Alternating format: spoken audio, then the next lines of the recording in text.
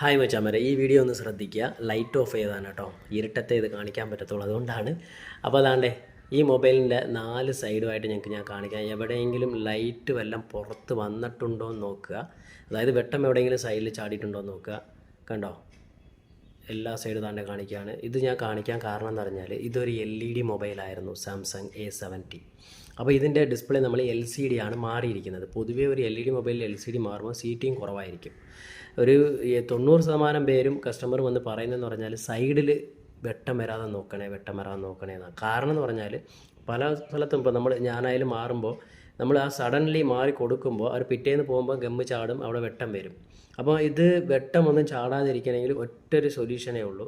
അതേപോലെ നമ്മൾ ഈ വെട്ടം വരാതിരിക്കാൻ വേണ്ടി കറക്റ്റ് ഒരുപാട് സീറ്റിംഗ് ചെയ്യുമ്പോഴും 2-3 പ്രശ്നങ്ങളെ നമ്മൾ നേരിടേണ്ടി വരും. അതിലൊരു പ്രശ്നം മസ്റ്റായിട്ടും വരും. അത് എങ്ങനെ സീറ്റിംഗ് ആക്കിയാലും അത് ഫുൾ വീഡിയോയിൽ എല്ലാ ഡീറ്റെയിലുമായിട്ട് ഇന്ന് വൈകുന്നേരം അപ്ലോഡ് ചെയ്യാം. ചാനൽ സബ് ചെയ്യാൻ മറക്കല്ലേ. ബൈ.